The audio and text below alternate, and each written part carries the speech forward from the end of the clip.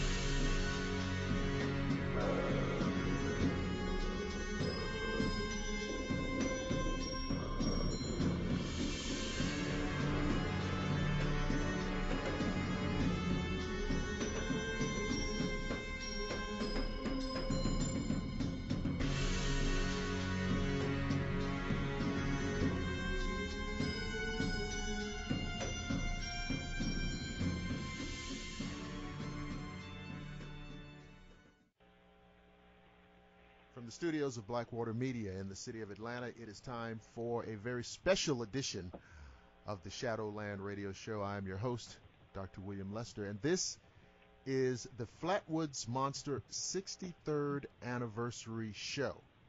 Now, of course, those of you who follow the show know that we've done a couple of episodes with Mr. Frank Feschino covering this topic, but this is the big show, and it's so big that even Frank Feschino couldn't contain this event. So we have a very special guest. Yes, that's right. I hear him laughing on the line. We have a very special guest, but I want to be serious about this. This is a man that I have had a lot of respect for a long time because I've always been interested in UFOs, and I've read all the books, I've seen all the documentaries, and I've just heard so many things, but this is a man who I just have a lot of respect for when it comes to this topic. Is, I think, if I'm not speaking out of school, a nuclear physicist, obviously a UFO researcher, an author, lecturer, and everything else. Mr. Stanton Friedman, are you there, sir? I'm here. I'm an old guy in Fredericton, New Brunswick, Canada. Yes, I'm a nuclear physicist. You're not. Yes. You're not old. You're just well seasoned. Oh, that's a nice way to put it. I'm glad I'm still collecting my Social Security, though. There you go. And but of course, as we have in the last several shows, Mr. Feschino, are you on with us? Yes, I am, sir. All right, very glad to be aboard. Absolutely. Just really excited to do this show because I've got both of you here. It's like an all-star game. So, Frank, there was, you've been talking with me over the last, I guess, week or so about a new part of this story that has something to do with a drawing. And I wanted you to just jump right out of the gate and catch us up about what this is and what's going on with this.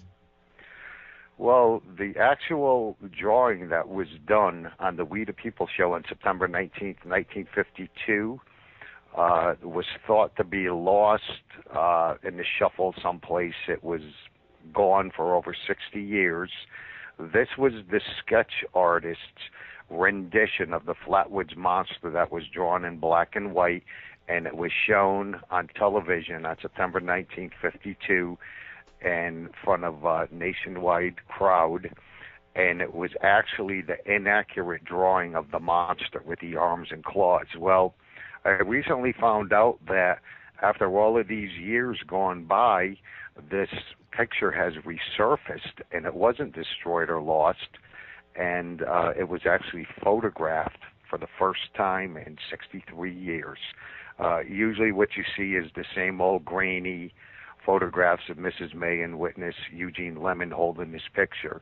Well, the witness drawing, which was inaccurate, now can be seen for the first time in color. And what I noticed right off the bat was the original drawing done in black and white, and it was shown on television, black and white in 52. It actually had the eye area and like an aura halo going around its head to indicate there was some type of a light source within the helmet of this thing. So after all of these years, it was pretty shocking, and I'm very happy that it came out because we got to see what it really looks like up close. Wow! So after all these years, that is resurfaced. That's amazing. Because you know what happens in a lot of these cases, you know, little bits and pieces of things, you know, when they're gone, they're just gone forever, and there's just nothing you can do about it. And Stan has said this for about 10, 11 years. We've been doing talk shows together. Yeah.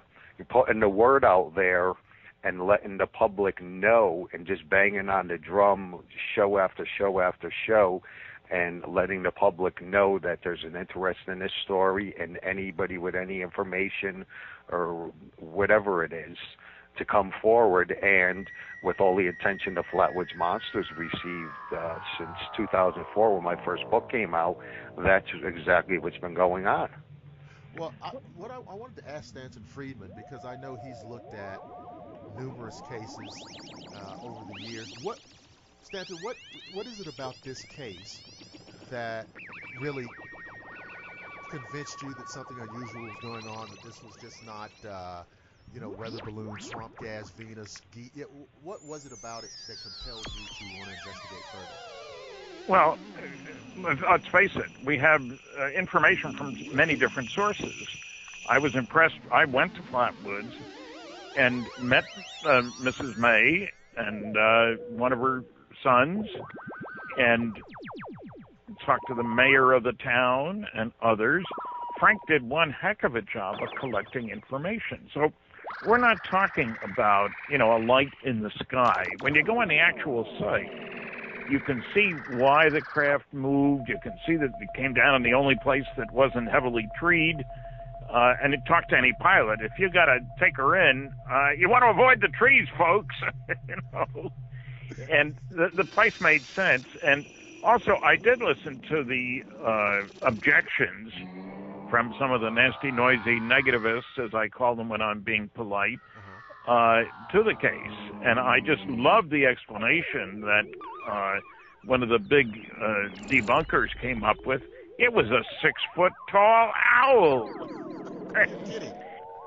No, I'm not kidding. And I asked people up there the last time I was up that area, anybody know anything about big owls around here? Everybody laughed at me, And that was from Dr. Joe Nickel. His doctorate is in English, but he's considered a scientific investigator.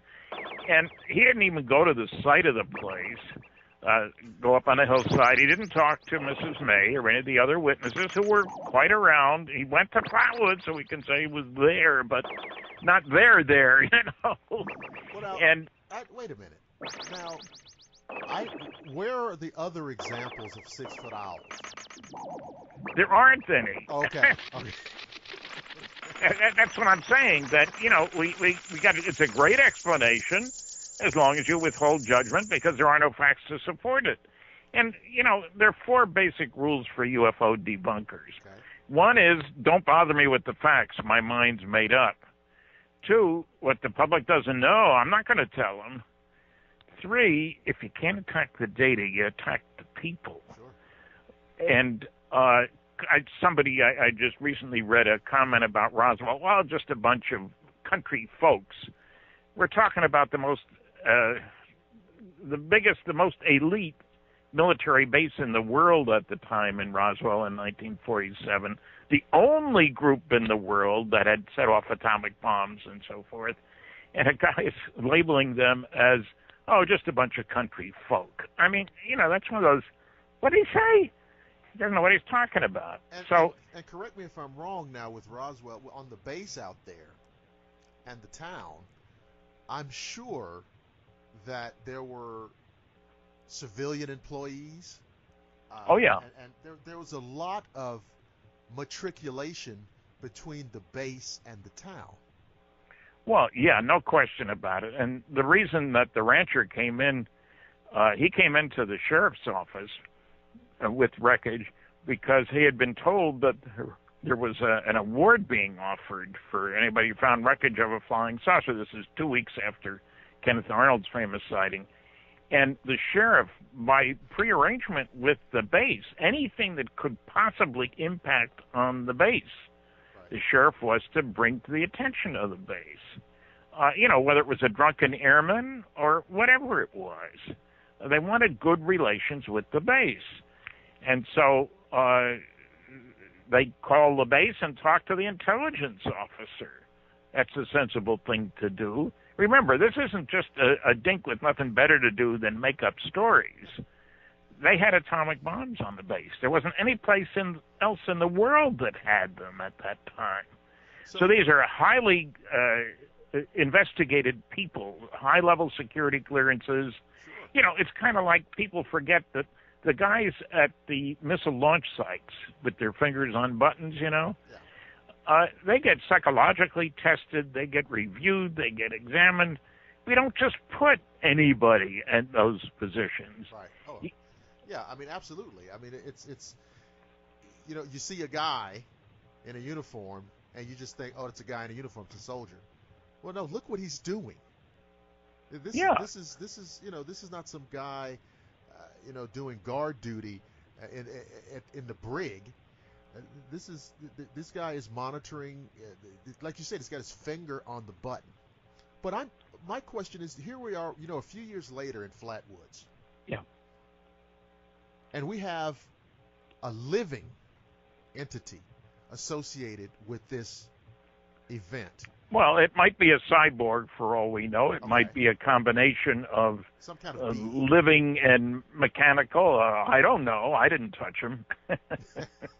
The one thing, talking about the military involvement, though, Stanton, is Colonel Levitt's involvement going into Braxton County with 180 troops. He went to the two crash sites. One was down the Elk River by Sugar Creek, and the other one was in Flatwoods. He set his troops up, and Flatwoods, there was approximately 50 of them.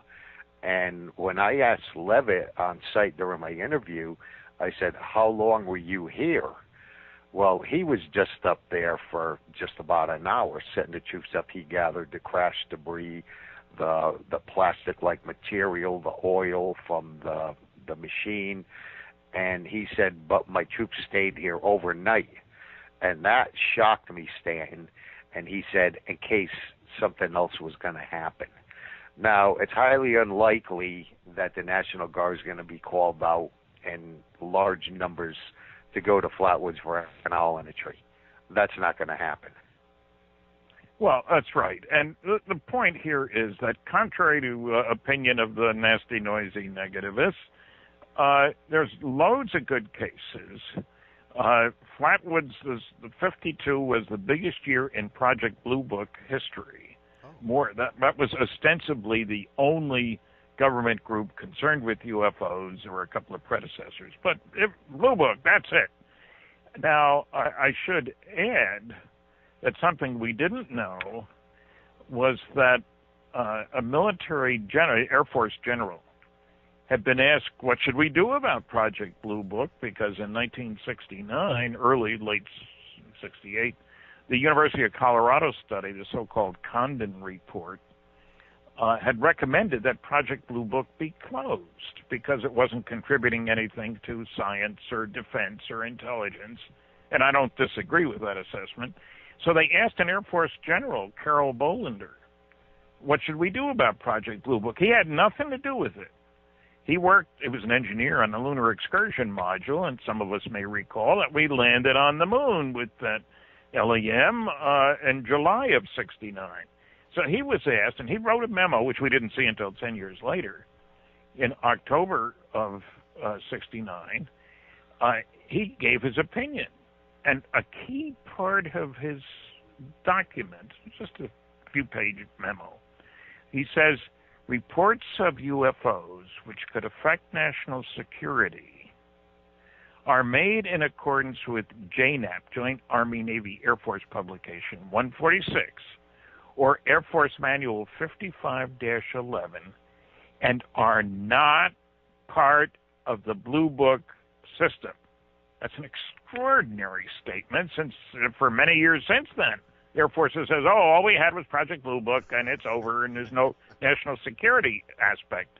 Now, 2 paragraphs later, he says, if we close Project Blue Book, the public won't have a place to report UFO sightings. However, as previously noted, reports which could affect national security will continue to be investigated using the procedures designed for that purpose. Now, the Air Force has been lying, in other words, ever since, well before that. Now, I called General Bolander. The only one that I don't know of anybody else who talked to him. I spoke to him on the phone. I like looking for people with not too common names. Don't ask me to find John Smith, please. It's too darn hard. But I talked to General Bolander, and I explained that I'd had a clearance for 14 years and was very interested in his memo and stuff. And I said to him, it seems to me that you're saying that there were 2 separate communication channels. One for reports which could affect national security, and I told him about a case I had just heard about a saucer going down the runway at a Strategic Air Command base where nuclear weapons were stored. And I said, by definition, I guess that's a problem for national security. And the other, for my wife and I are walking down the street and see a flying saucer fly over, big deal, happens all the time. And he agreed with me. Now, the question then becomes, why hasn't the press picked up on General Bolander's statement? And that gets us into questions like Operation Majestic 12, because you see, you have this question. Reports which could affect national security, presumably they're the ones that you really worry about, right? And so where are they? Well, the NSA may know something about them. If you work at it, you can get 156 pages of NSA top secret Umbra UFO documents. 156 pages. There's one little problem. You can read only 1 sentence per page. Everything else is whited out. And then from the CIA, if you work at it, because of a legal action, they released about 800 pages of material. None of it above secret. So I went after, where's the rest guys? And after a couple of years, I got several dozen top secret Umbra UFO documents, CIA originated. And the problem was you could read about 6 words a page. Everything else was blocked out. See, this is what tickles me about guys like, Stanton, like your friend over at SETI.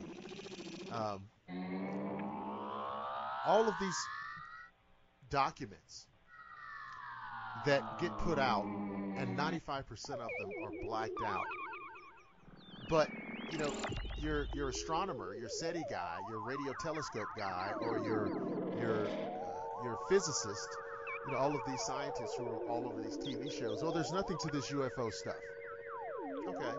Well, and the proof, they provide proof. Look, Dr. The head of the Hayden Planetarium, Lee DeGrasse Tyson, right. He said in front of 1,800 people at Penn State University, the proof that the government can't keep things secret is how much we know about President Clinton's genitalia. How's that for a clever remark? It didn't say anything at all about the classified document. I mean, that's really amusing, but that's not making the point. It's not relevant. That's the important thing. And I have found, look, I've given over 700 lectures, mostly at colleges, all 50 states, 10 provinces, 18 other countries, and I find that most people just are shocked when I show them the whited out documents, the blacked out documents. And also, they don't seem to understand the ancient academics and fossilized physicists who say there's nothing to this subject. I'm being kind now.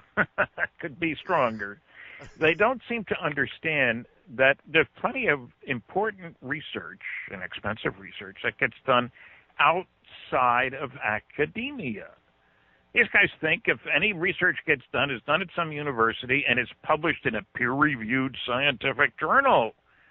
That's nonsense. I worked on loads of classified programs. I probably set a record for work on canceled government-sponsored programs. But, you know, just a couple of quickies. The Corona spy satellite, I didn't work on that, but the U-2, we knew it was going to get shot down sometime by the Russians.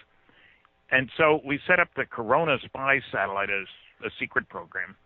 The first 12 launches were failures. Okay. You didn't hear a word about them in the press. 13 worked, and it got more data about Soviet military installations than all the U-2 flights that had preceded it. Do you think we jumped up and down and said, hey, look what we did? It wasn't made public for 30 years. Can't keep secrets. I had a guy who told me that, two guys, as a matter of fact, Stan, if Roswell really happened, then there would have been articles. They'd have had to, first of all, take half the physicists out of the universities to get them to work on it. And second, there'd have been a publication in the Physical Review, which is the biggest journal of the American Physical Society, within a few months. And I just laughed. They seem to have no idea that there's a huge community that has clearances and talent and competence. The 3 nuclear weapons labs a few years ago, I checked, their total budget was greater than that of all the National Science Foundation projects, all of them. Los Alamos today employs more than 7,000 people, many of them engineers and scientists. When I was working a long time ago at General Electric Aircraft Nuclear Propulsion Department, and people say, what department was that? Yeah, Aircraft Nuclear Propulsion. It's Cincinnati, way back in 1958. That year, we spent $100 million and employed 3,500 people, of whom 1,100 were engineers and scientists. Now, that's not 8 professors and 20 grad students, in other words. We're talking about a huge work, because $100 million was a lot of money in 1958. Right. Some people would say it's a lot of money now, but, you know, maybe not. I don't know. But what I'm getting at here is this whole question of, is anything happening? When I check my audiences, I frequently talk about 5 large-scale scientific studies. And I ask after each one, I'll show slides, what's in it and so forth, how many people here have read this? And I'm lucky if 2% have read any of them. So ignorance is bliss, in other words. So it's no wonder I've won debates on this subject. I haven't lost any so far, because I find, well, Dr. Michael Shermer of the Skeptics Society. We debated on Coast to Coast Radio, and I got 80% of the vote. They took a vote afterward. Oh, gosh. He didn't know anything. Now, I was on with Seth Shostak, the SETI guy. Yeah. SETI stands for Silly Effort to Investigate, you understand. Yes. You know? That's, again, a polite way of putting things. And I got 57% of the vote. He got 33%, and 10% said, I don't know who won. What I'm trying to say here is there is a false perception that most people don't believe in UFOs, and especially people with degrees and so forth. I've 700 lectures, plus I've had 11 hecklers, and 2 of them were drunk. And one of the points I'm making at the annual MUFON Symposium this year in Irvine, California in September is that we should stop being apologist ufologists. It's okay, this notion that, gee, you better not say anything because they'll laugh at you. I check at the end of my lectures, typically, how many people here believe they've seen what I would consider to be a flying saucer? I ask. And I'm just going to point and count. I'm not asking names, and we didn't let the CIA in, I'll say. Just raise your hands. I look to my left, and the hands go up very slowly, you know, each one thinking he's the only one. And I point and count, 1, 2, 3, 4. By the time I get over to the far right, it's 10% of the people, and the hands go up quite vigorously. 10% is a lot of people. I've had audiences as big as 2,000. And then I ask the kicker, how many of you reported what you saw? 90% of the hands go down. And the biggest reason people give me for not reporting what they saw, they think I was some kind of a nut. And I'm trying to let people know it's okay. You're not a nut, and it's okay to worry about it, but be strong. Stand up and be counted. Because it's time to lift the laughter curtain. We got an iron curtain. We used to have an iron curtain, I guess. You got a laughter curtain now. I wanted to ask you, Stanton, because I've thought about this. You talked about SETI. But 2 points here. If you make the claim that you are interested in locating extraterrestrial life, but you're not interested in the UFO data, I don't think you're being serious. Well, you're not being sensible. Well, you maybe they're being serious, but not sensible. Okay, that's a better word. Right. But, okay, also, if extraterrestrials are coming here, and see, this is where I understand the SETI guys a little bit. If extraterrestrials are coming here, how much... You don't need them. We don't need them. Exactly. Yeah. That's right. Yeah. And so I think a lot of what the reaction coming from that camp is just based on self-preservation. Well, I think you're right. Maybe they should learn sign language. And it's also based on bad science. I mean, let's face it. It's based on the assumption that there are intelligent extraterrestrials out there who are, for some crazy reason, sending out signals in our direction using technology that's somehow appropriate to us. Now, any study of advanced technology says progress comes from doing things differently in an unpredictable way. Right. I don't use a slide rule anymore. I did when I started working in industry. There's nothing. We don't use vacuum tubes much in your television set. Any direction you look, progress comes from doing things differently.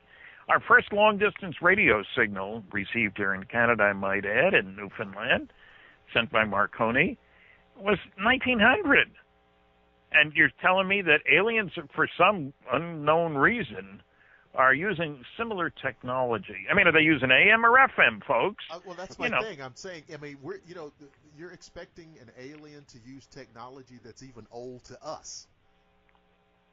It makes no sense. But remember that they don't have to justify their views, because too often the media and the rest of the scientific community will let these guys talk as if, gee, that's really scientific. They all got PhDs. Right. Piled higher and deeper is not a good test for whether you know anything about extraterrestrial intelligence. Looking at the evidence, and the proof, incidentally, anybody who wants proof that they're not looking at the evidence, just look at the books that they write and the reference lists. I gave a lecture. I gave 3 of them on the Queen Elizabeth II, and Seth Shostak gave 3. We got a free trip from England to the United States from the English UFO magazine. And we were cordial to each other. And in the course of my lecture, I asked how many people have read after I talked about each of those 5 large-scale scientific studies. Of course, Seth didn't raise his hand after any of them. Now, I'll admit that several months later on Coast to Coast, I had called him and asked if I could send him my book, Flying Saucers in Science. Okay. And sure, I got an address. And several months later, he did mention that he had a copy on his nightstand. He didn't say he'd read it. Yes. That's different. And so what I'm saying is, I've been out there. I've been in classrooms. I have done formal debates at the Oxford University Debating Society, for example. How much higher class can you get? That's hardcore. And they took a vote of the people as they walked out, and my side got 60% of the vote. And the strange thing was, I did about 40 interviews. I gave 7 lectures in a couple of weeks. Nice thing about England, you can go send downtown to downtown by train. You fly long distances. But the reporters knew nothing, judging by the questions that I got. But despite that, we got 60% of the vote.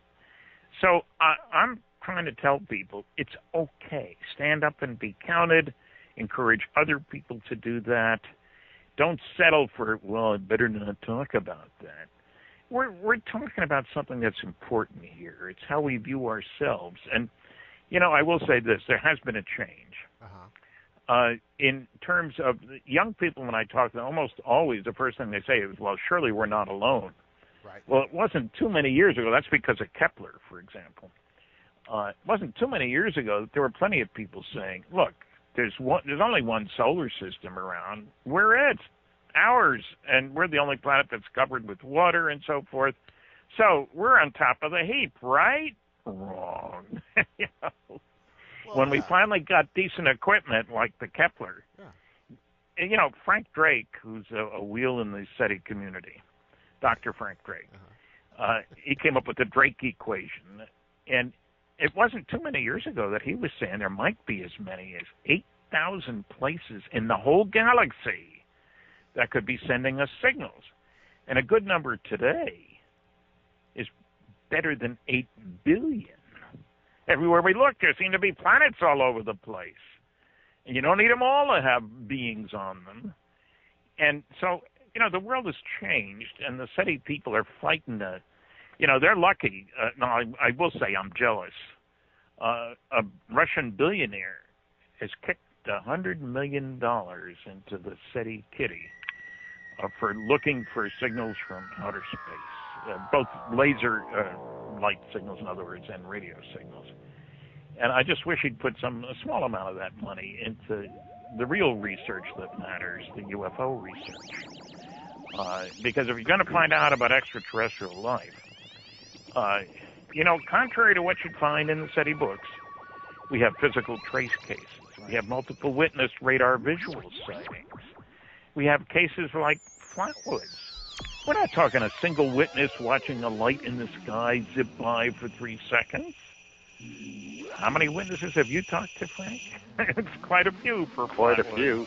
And then all the Blue Book documents, and I figured out 116 locations where all the UFOs were seen on September 12th. I wanted to ask Frank. I got like 100 questions, but okay, Frank.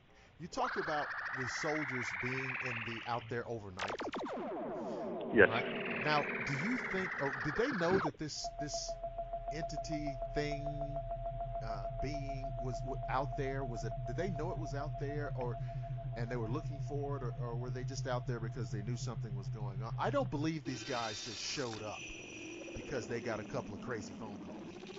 Colonel Levitt received a call from Washington and was told to go to these 2 locations where there were crash sites. One is where the Flatwoods Monster incident was seen. It was a crash occupant and a craft that went down, and about 17, 18 miles away we had the Sugar Creek incident. That's where a craft crashed into a mountain. And he was sent out with 180 troops. He set a bunch of troops down at the one location, then he came up to Flatwoods with the rest of them. And there was approximately 50 men there. And he was told to gather samples. He stood on a farm with me, and I had a video camera, and we just walked around. He told me what he did. He gathered up the pieces of the plastic-like material that he found on the ground. Where the Flatwoods Monster was seen at the tree, he said there was a big puddle of oil. It was like a greasy oil, and then it was splattered throughout the area. Remember, we talked about Mrs. May getting hit in the front of her uniform, and he gathered all of this stuff up, and he had to send it back to Washington. He says he shipped it off. So, but he didn't talk publicly, Frank. He talked to you. Right. And the one thing that had bothered me for a while when I started looking into this, Dr. Lester, is where Kathleen May's house is right at the end of the street of Depot Street, and that's actually the access to the farm, the access road to the farm, the primary portion where you went into the first pasture. I couldn't understand for the life of me how Levitt and 50 troops and trucks got up there that evening. It was actually early morning, approximately 1 o'clock on the 13th, with nobody seeing them. Nobody knew anything. Well, when I walked up on the farm with Levitt, I was dying. That was going to be one of my first questions. And when I asked him, where did you guys come up? He told me they came up through the back side of the property approximately 3/4 of a mile back onto the farm. And later on, years later, about 5-6 years later, when I was up there with witness Freddie May, I talked to him. I said, what was the area up there where Levitt would have come up with his troops? And he said there was an old logging road up there. So the trucks actually parked on the back side of the property or the north end of the property, and Levitt came up with his troops on a covert mission. And they were set back far enough where all the troops had settled in that one particular area where the craft went down, and nobody ever saw them up there because it was too far set back. So definitely a covert mission, and I give the full interview in my book, The Braxton County Monster, and Colonel Levitt was a heck of a guy. He worked really good with me, and as far as I know, I have the only interview videotaped in existence.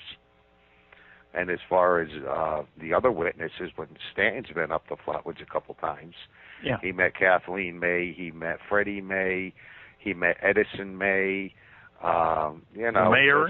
Yeah, Margaret Kleiss, who's passed away a few years ago, and she was actually a witness. She was a little kid, and she saw the Flatwoods monster craft fly over Flatwoods at treetop level. And it came down so low, she told me that she remembers growing up, she was at her parents' house, that there was a line of trees, and she pointed it to me. One day I went up there, and I was interviewing her, and she said that thing came in so low it had actually burned the tops of the trees.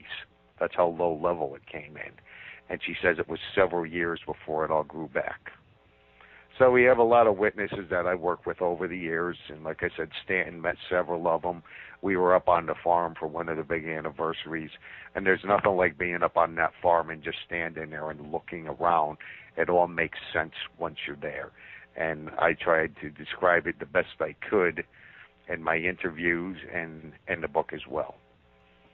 Well, you did, Frank. And, you know, if all cases got Frank's kind of attention, we'd have a lot more data sitting around where people would have to shake their head and say, there's no way this isn't alien intervention, if you want to call it that. And, you know, I believe it or not, I get people saying, how come there haven't been any sightings recently? And I point out to them, I say, well, you know, MUFON gets over 1,000 reports a month. What? They're shocked because the media just don't pick up on it. There are television programs about UFOs. But when was the last time the New York Times had a serious article, or the Washington Post?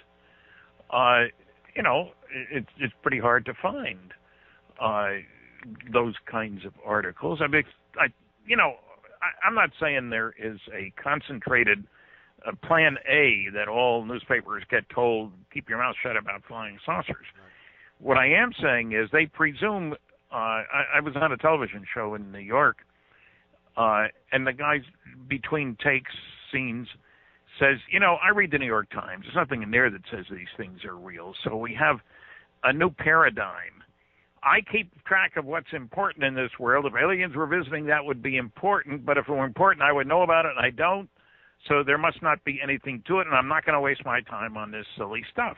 That's the attitude that you get. And, you know, who can explain it? We need a Woodward and Bernstein, a new set of guys, right, because in less than 6 months you could blow the lid off the cosmic Watergate, as I call it.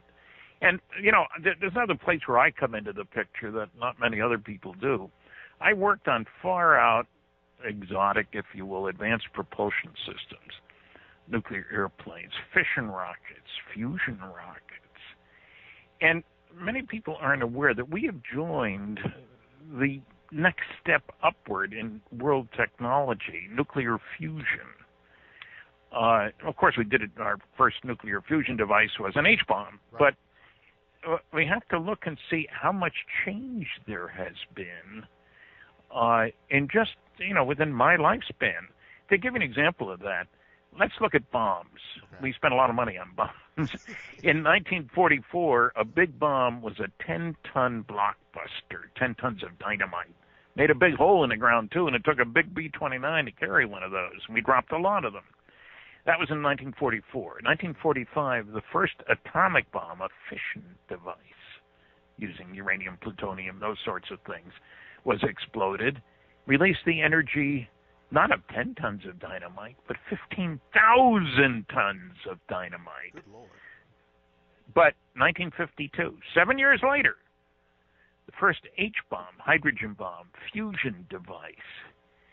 Now, that released the energy of 10 million tons of TNT. One bomb, one lousy, stinking bomb, and I use those words advisedly. And the Russians sent one off a few years later. 50 million tons of TNT energy release. Think about that for a minute. I mean, even a small H-bomb, 10 million tons, had a 3-mile wide fireball. So I mention this because everybody out there is going to wonder about how does its star produce the energy. And we didn't figure out nuclear fusion until 1938. Right. So somebody undoubtedly beat us to the punch because the planet's 4 billion years old plus. So anybody out there, and I mention this for a reason. People ask me, why would aliens come here? Well, they're radio talk show hosts. They do weekly interviews. But I would point out that I think one major reason would be to quarantine us. Well, yeah, because if you look at our most dynamic use, our most dynamic energy expenditure is a weapon. Of course. That's what we're a primitive society whose major activity is tribal warfare. I mean, I get people saying to me, Stan, how come they don't just land on the White House lawn? I hate to tell them, but the president doesn't. What happened to Michael Rennie and the day there? As soon as he stepped off, the guy shot him. Shoot first, ask questions later. Yeah. That's the basic rule. But what I'm saying is, nuclear weapons, and incidentally, it surprises people. At least I find they're surprised. We have exploded 2,000 nuclear weapons. Only 2 on people, thank goodness. But 2,000, and the residue is around, is the point. So any visiting aliens, I mean, let's summarize what aliens are all about. Well, World War II, we only killed 50 million of our own kind. We only destroyed 1,700 cities, and we have since exploded 2,000 nuclear weapons. Boy, that tells you a lot about this planet, doesn't it? You know, the Washington Post said 2 years ago that the military intelligence budget for the United States the previous year was $52.6 billion. That's mostly NSA, CIA, and NRO, National Reconnaissance Office. So it isn't too far from the truth to say that a major activity here is tribal warfare. And you know that's a sad commentary. You know what's funny about that number you just gave? Here's what's funny. Just hypothetically, if I'm running for president and I suggest that you cut that by 50 cents, I'll be branded a traitor. Yeah. That's how we are. Well, but what I'm trying to point out to people is try to see us as aliens see us. Right. The military budget on this planet this year will be $1 trillion. How many kids died of starvation? What? How many zeros is That's 1,000 billion. Yeah, okay. And a billion is 1,000 million, so that's a big number, people. A very large zeros. Well, yeah, and what I'm trying to say is we have enough information to say that if we make one assumption, that is that every advanced civilization out there is concerned about its own survival and security, and isn't that supposed to be government's primary role, protect the survival and security of your people, then you could understand that they would not want us to go out there. And you'd understand something else, which I haven't mentioned. That is, I worked on fusion propulsion, studies of it, in 1962. In other words, the same energy that powers H-bomb. If you're smart, you can use it to power a propulsion system.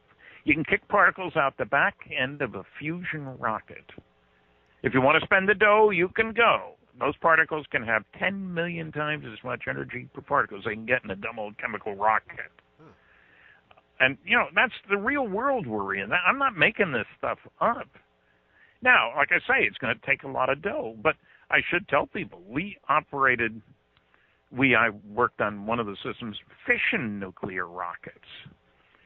And in in the mid-60s, at the end of the 60s, 3 different groups operated fission nuclear rocket reactor propulsion systems. Well, Los Alamos operated the biggest one.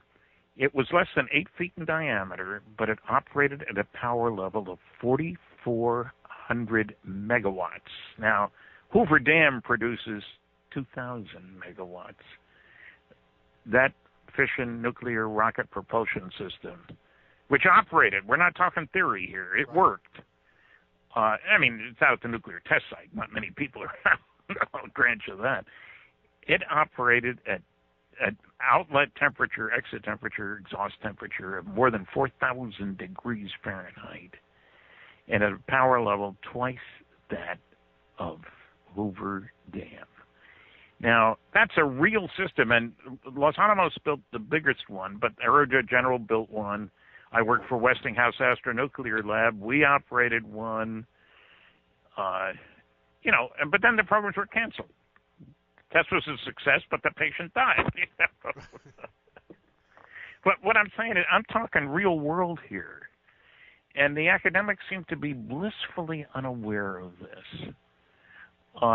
Look, if we can figure out how to do it, then somebody somewhere else could have figured out 100, 1,000, 1,000,000 years ago how to do it. Well, one of the old classic arguments that you would get from debunkers, I don't know if they're still using this, but they would always say, well, part of the reason why they're not here is because it's just too hard to get from there to here.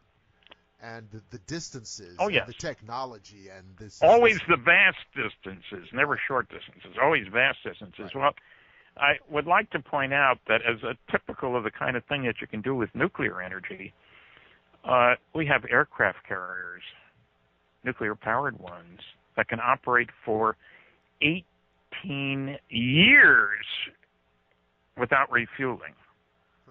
18 years. These are real. There's more than one sitting around out there in the ocean.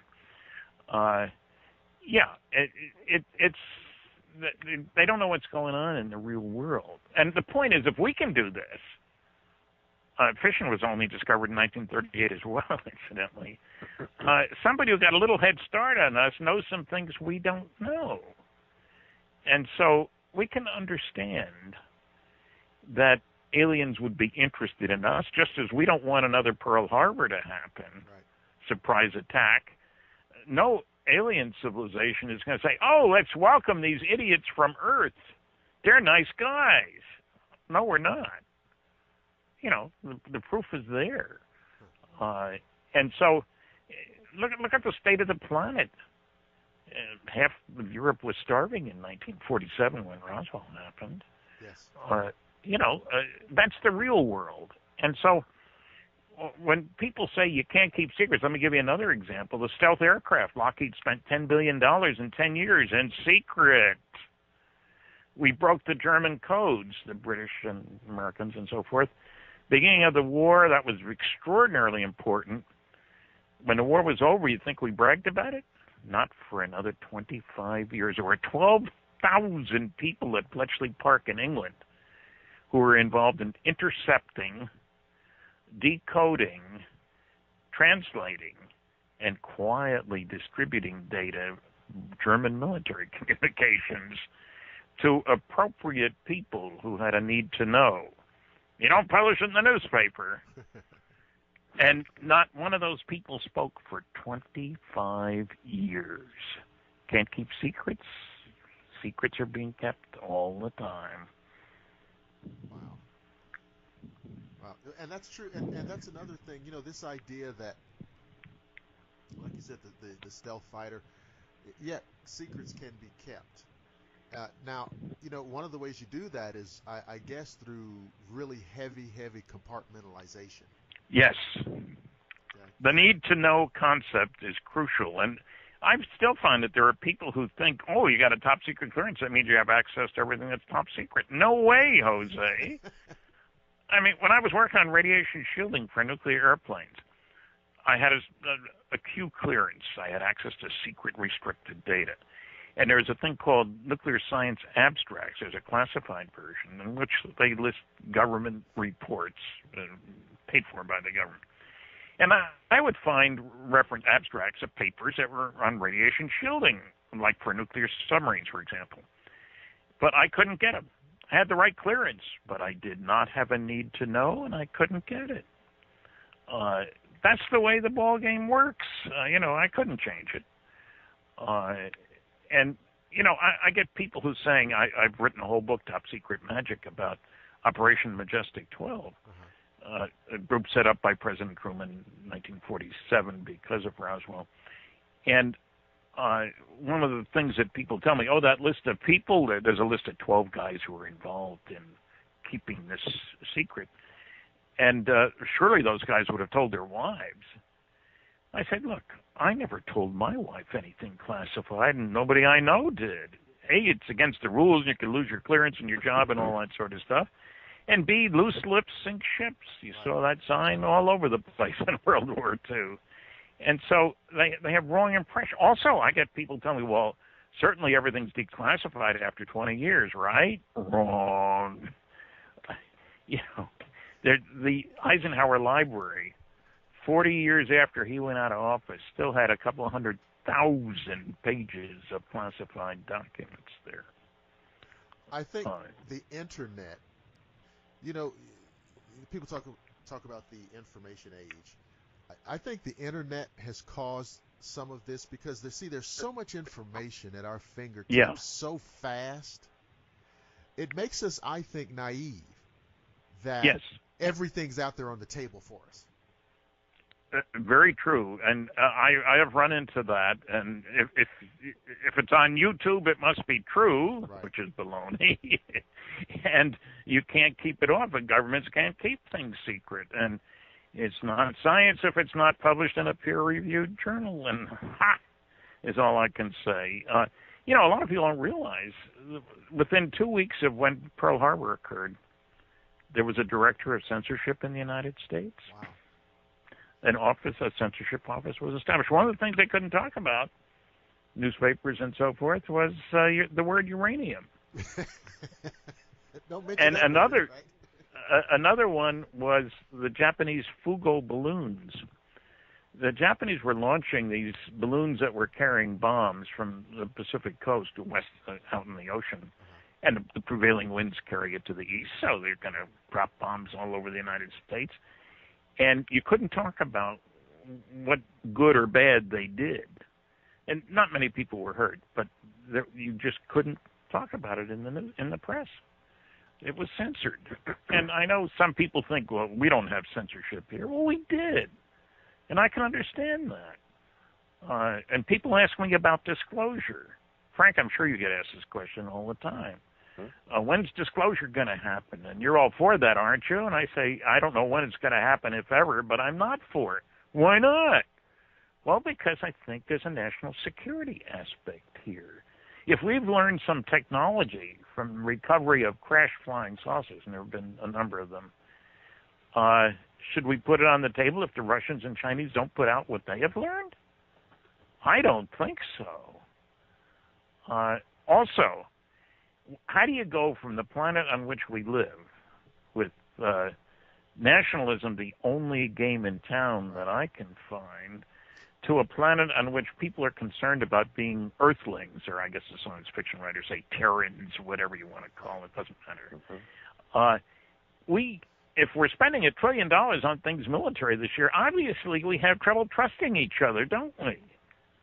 Yeah, so I don't why think would this disclosure idea? First of all, I don't think that day's coming. Okay? I don't think that day is coming. However, I do think that we will have events. Sure. Unambiguous events that happen in a manner in which they are impossible to spin and cover up and things like that.